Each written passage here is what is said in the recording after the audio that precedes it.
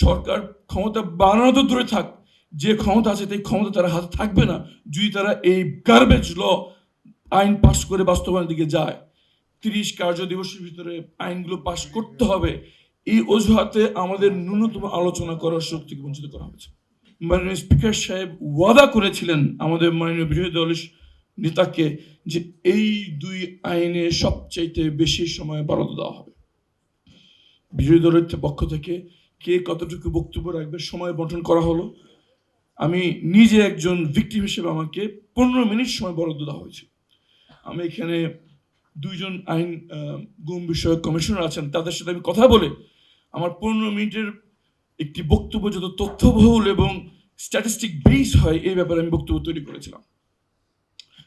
আমরা অবাক হয়ে লক্ষ্য করলাম কার্যনির্বাহী কমিটির লিখিত সিদ্ধান্ত সম্পূর্ণ ইগনোর করে শুধুমাত্র সময় নেই 30 কার্য দিবসের ভিতরে আইনগুলো পাশ করতে হবে, এই অজুহাতে আমাদের ন্যূনতম আলোচনা করার সুযোগ থেকে বঞ্চিত করা হয়েছে। তারপর যখন আমরা দেখলাম যে আমাদের আলোচনা করার সুযোগ দেওয়া হচ্ছে না, তখন বিরোধী দলের আমরা যারা সংসদ সদস্য আছি সবাই আলোচনা করে সিদ্ধান্ত নিলাম যে একজন বক্তব্য রাখবো। সেই ব্যক্তি ছিলাম আমি দাঁড়িয়ে খুব আবেগঘন বক্তব্য রেখেছিলাম যে আইনটি কেমন করে বাতিল করে, যখন এই সংসদটি হচ্ছে মুসলিমদের মিলন মেলা। একজন সংসদ সদস্য নেই যিনি গত 17 বছর নির্যাতনের শিকার হয়নি। সেই মুসলিমদের মিলন মেলা এই সংসদ কেমন করে এই আইনের বাতিল করতে পারে। আমার এই বক্তব্যের পর পুরো সংসদে একটি আবেগঘন পরিবেশ সৃষ্টি হয়। আমি নিজে অনেক সরকার দলীয় সংসদ সদস্যকে চোখ মুছে দেখেছি আমার বক্তব্যের পর। মাননীয় আইনমন্ত্রী দাঁড়িয়ে ওয়াদা করেছেন যে শক্তিশালী এবং আরো কার্যকরী একটি আইন আমরা নিয়ে আসবো, সে আইনটি সবার সামনে পর্যালোচনা করতে দেওয়া হবে এবং সেই পর্যালোচনা কমিটির সদস্য আরমান, আমার নাম উল্লেখ করে আমাকে পয়েন্ট করে বলা হয়েছিল আরমান এই সহায়ক কমিটির সদস্য থাকবে। এই দৃষ্টি আকর্ষণ করে আমি এখন আমার পর্যালোচনায় আসছি। বাস্তবতা কি হলো আপনারা সবাই দেখেছেন। এই খসড়া আইনটি যখন আমাদের সামনে আসলো, ক্যাবিনেট এটিকে অ্যাপ্রুভ করলো, এর মাধ্যমে দুটো পর্যালোচনা করছি সরকারের মনোভাবের।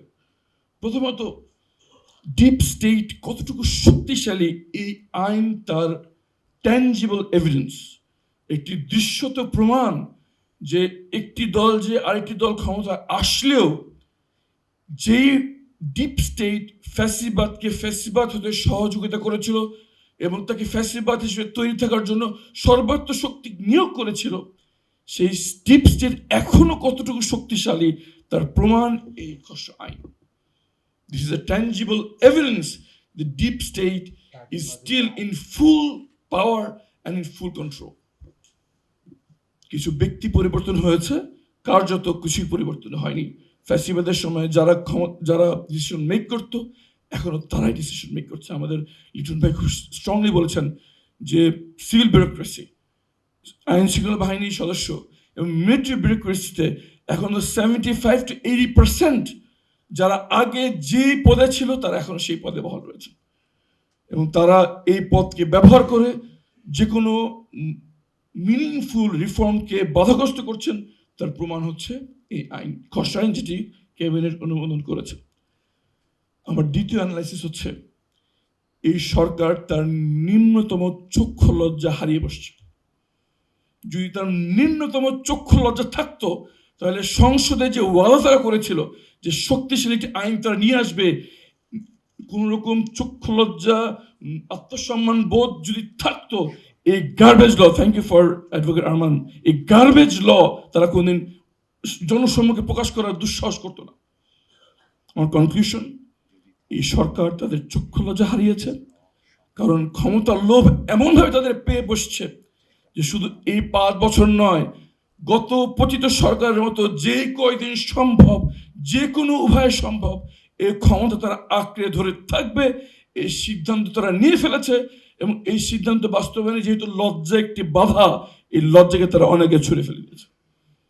এই চক্ষু লজ্জা থাকলে এই আইনমন্ত্রী ক্যাবিনেটে উপস্থাপন করার ন্যূনতম আত্মমর্যাদা বোধ থাকতে করতে পারতো না। আমি সরি, আইনমন্ত্রীকে আমি ব্যক্তিগতভাবে চিনি, আমি তাকে একজন সিনিয়র সহকর্মী হিসেবে সম্মান করি, কিন্তু তার এই কাজকে আমি চক্ষু লজ্জার প্রমাণ আছে, তার মধ্যে আছে, এটা আমি বিশ্বাস করি না। কনক্লুশন, এখন আমি আমার কনক্লুশনটা বলি, তাহলে আমাদের কি করণীয়? আমাদের সম্মানিত বক্তা খুব সুন্দর করে বলেছেন, রাষ্ট্র কখনো ক্ষমতা কমায় না, ক্ষমতা বাড়ায়। আমরা আজকে যে বক্তব্য রাখছি, গতকালকে এনসিপি খুব সুন্দর একটি আয়োজন করেছে, আমরা প্রধান বিরোধী দলের পক্ষ থেকে একটি আয়োজন করতে যাচ্ছি।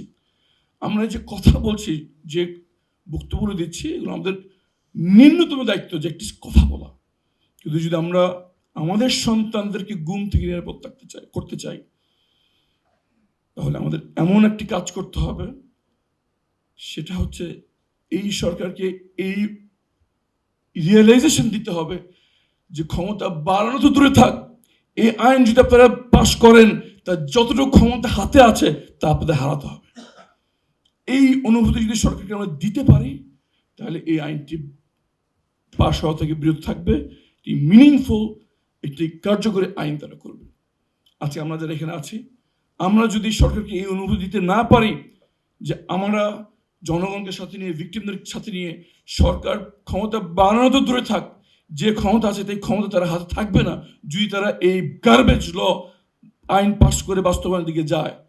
এই দিকে যদি আমরা না যেতে পারি, তাহলে আমাদের সকল যা করছে এর কোনো মিনিংফুল রেজাল্ট নেই। আই এম সরি, শুনতে খুব কষ্ট মনে হচ্ছে, but this is the reality. সরকারের এই মুহূর্তে যা আছে তা হারানোর ভয় যদি তার ভিতরে না ঢোকে, এই গার্বেজ ল বাস্তবায়ন থেকে তারা ফিরবে না। আমি বিরোধী দলের পক্ষ থেকে সর্বাত্মকভাবে এই আশ্বাস দিচ্ছি যে সরকারকে এই অনুভূতি দেওয়ার জন্য যা করা প্রয়োজন তা করার জন্য আমরা তৈরি আছি। কিন্তু আমি আমাদের তাসতুমা কাছে আমি খুব কৃতজ্ঞ এই শব্দটি উচ্চারণ করার জন্য, যে এই মানবাধিকার বিষয়, এই গুম বিরোধী কাজ কোনো ডান বাম নেই, কোনো দল নেই, কোনো ধর্ম নেই। আমাদের সন্তানদের নিরাপত্তার প্রশ্ন এখানে। আমার সন্তান যে কালকে গুম হবে না, তার নিরাপত্তা আমরা দিতে পারবো না যদি এই গার্বেজ ল পাস হয়। সুতরাং আমার সন্তানের নিরাপত্তা যেখানে প্রশ্ন, সেখানে আর কোনো কিছুকে আমি আপোষ করব না।